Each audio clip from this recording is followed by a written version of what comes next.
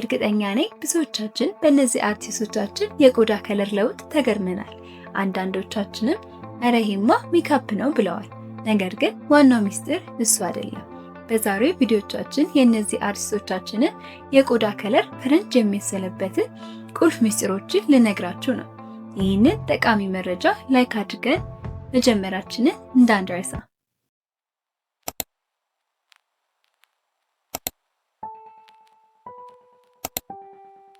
አንደኛ፣ የእርድና የዮገርት ትልቅ ብርሃን ማስክ። እርድ በውስጡ ከርኩሚን የተባለ እጅግ ኃይለኛ አንቲኦክሲዳንትና ኢንፍላሜሽን የሚከላከል ንጥረ ነገር ይዟል። ይህ ተፈጥሯዊ ንጥረ ነገር በቆዳችን ውስጥ ከመጠን በላይ ጥቁረት ወይም ጠቆር ያሉ ነጠብጣቦችን የሚያመርተውን ሜላኒን የተባለን ቀለም እንቅስቃሴ በከፍተኛ ደረጃ የመግታት አቅም አለው። ከእሱ ጋር የሚቀላቀለው እርጎ ደግሞ በውስጡ ላክቲክ አሲድ የተባለ ተፈጥሯዊ አልፋ ሃይድሮክሲ አሲድ ይዟል። ይህ አሲድ በፊታችን ላይ ያሉትን የሞቱ የቆዳ ህዋሳትን በቀጥታ በመላጥ ስር ያለውን አዲስ ንጹህ እና እጅግ በጣም የሚያበራ ቆዳ ወደ ላይ እንዲወጣ ያደርገዋል። አጠቃቀሙ አንድ የሻይ ማንኪያ ንጹህ የጥሬ እርድ ዱቄቱን ከ2 ሾርባ ማንኪያ ወፍራም እርጎ ጋር በማዋሃድ ክሬም እስኪሆን ማሸት። በመቀጠል ፊትዎን ታጥበው ካደረቁ በኋላ ቀብተው ለ15 እስከ 20 ደቂቃ ማቆየት። ከዛም ለብ ባለ ውሃ ማታጠብ።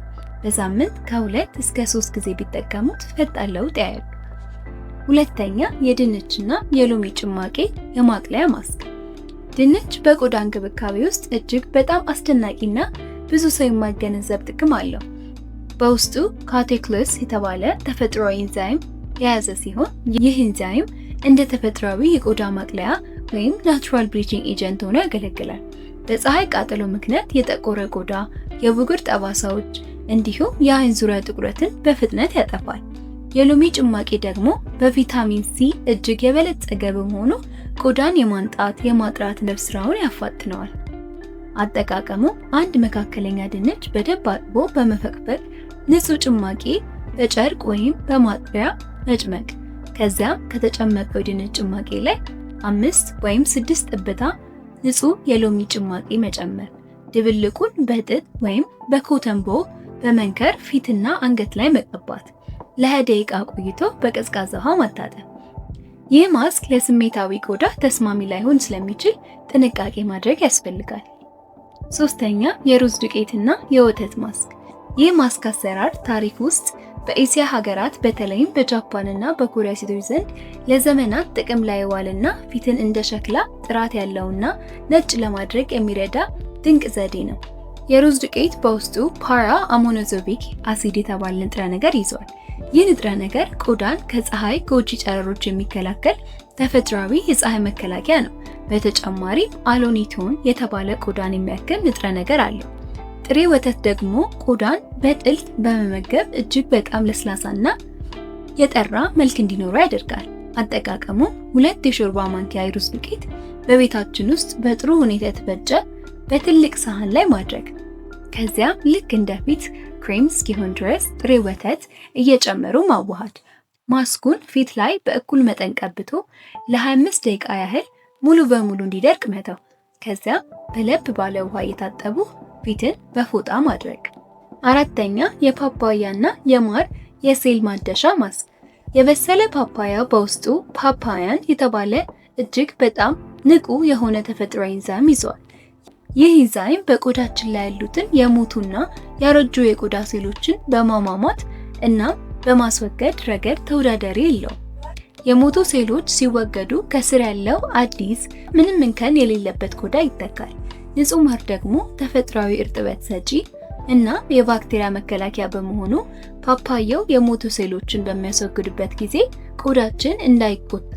አጠቃቀሙ ጥቂት የበሰለ ፓፓያ ቁርጥራጮችን በሹካ ወይም በመፍጫ በደንብ ማሸት። ከዚያ 1 የሾርባ ማንኪያ ንጹህ ማር በመጨመር በደንብ ማቀላቀል። ማስኩን ፊትና አንገት ላይ ቀብቶ ለ15 እስከ 20 ደቂቃዎች ማቆየት። በመጨረሻ በለብ ባለ ውሃ ታጥቦ በመቀጠል የፊት ማለስለሻ ወይም ሞይስቸራይዘር መቀባት። አምስተኛ፣ ኦትሚል እና የቲማቲም ጭማቂ ማስክ። ቲማቲም በውስጡ ላይኮፖኒ የተባለ እጅግ በጣም ኃይለኛ አንቲኦክሲዳንት ይዟል። ይህ ንጥረ ነገር ቆዳን ከእድሜ መግፋት፣ ከጭስ እና ከፀሐይ ጨረሮች መርዛማ ነገሮችን በጥልቀት ይከላከላል። እንዲሁም የቆዳን ቀለም የማቅለልና የማንጣት ከፍተኛ አቅም አለው። የተፈጨ አጃ ደግሞ በውስጡ አቬንቴራሚዲስ የተባለ ቆዳን የሚያረጋጉ ንጥረ ነገሮች አሉት።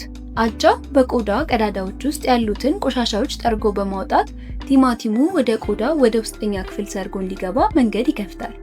አጠቃቀሙ ግማሽ የበሰለ ቲማቲም በመጭመቅ ጭማቂውን ማውጣት፣ ከዚያ 1 የሾርባ ማንኪያ በደንብ የተፈጨ አጃ ዱቄት ከጠቀመው የቲማቲም ጭማቂ ጋር ማቀላቀል። ማስኩን ፊት ላይ ቀብቶ ለ15 ደቂቃ ማቆየት፣ ከዚያ በክብ ቅርጽ በቀስታ እያሹ በውሃ መታጠብ።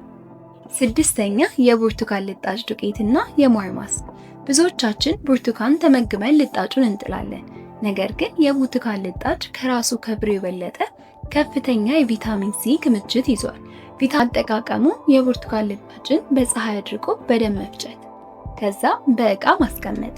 1 ሾርባ ማንኪያ የብርቱካን ልጣጭ ዱቄት ከ1 ሾርባ ማንኪያ ንጹህ ማር ጋር ቀላቅሎ ፊት ላይ መቀባት። ለ15 ደቂቃ ያህል ካቆዩት በኋላ ፊትዎን በውስጡ መታጠብ። 7ኛ የእሬትና የቪታሚን ኢ ማስክ። የእሬት ጄል 99% ውሃ የያዘ በመሆኑ ለቆዳችን ተወዳዳሪ የሌለው የውሃ እርጥበት ይሰጣል። በተጨማሪም አሎይን የተባለ የቆዳ ጥቁረት በቀጥታ የሚያጠፋና የሜላኒን ምርት የሚቀንስ ንጥረ ነገር በውስጡ ይዟል። የቪታሚን ኢ ካፕሱል ዘይት ደግሞ የቆዳ ሴሎችን በማደስና ጠባሳዎችን በማጥፋት ረገድ እጅግ ፈጣን ነው። ይህ ማስክ ማታ ተቀብተውት የሚያድር በመሆኑ ቆዳው ሙሉ ሌሊት ራሱ እንዲጠግን ይረዳል። አጠቃቀሙ 1 ሾርባ ማንኪያ ንጹህ ትኩስ የሬት ጄል ከ1 የቪታሚን ኢ ካፕሱል ዘይት ጋር በደንብ ማዋሃድ። ማታ ከመተኛው በፊት ፊትዎን በደንብ ታጥቦ ማስኩን ልክ እንደ ደንበኛ ክሬም ፊትዎ ላይ በደንብ ማሸት። ሳይታጠቡ ተኝተው ጠዋት ለብ ባለ ውሃ መታጠብ። በጥቂት ቀናት ውስጥ የሚገርም የፊት መብራት ያያሉ። ውድ የሆናችሁ ጓደኞቼ እንግዲህ እነዚህ ቀላል ተፈጥሯዊና በቤት ውስጥ በቀላል የሚዘጋጁ 10 ማስኮችን በመጠቀም ፊታችሁን ንጹህ፣ የጠራ እንዲሁም ብሩህ ማድረግ ትችላላችሁ።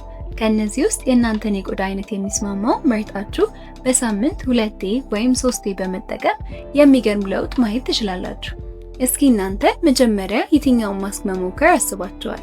ከታች በኮሜንት መስጫው ላይ አጋሩኝ። ይህ መረጃ ጠቃሚ ሆኖ ካገኛችሁት ቪዲዮውን ላይክ በማድረግና ለወዳጅ ዘመዶቻችሁ ሼር ማድረግ እንዳትረሱ። በሚቀጥለው ቪዲዮ ይበልጥ አስደናቂ የሆነና የውበትና የጤና ሚስጥሮችን ይዤላችሁ እስክመጣ ድረስ ቻናላችን ሰብስክራይብ እያደረጋችሁ የደወል ምልክቱን በመጫን አብራችሁን ቆዩ።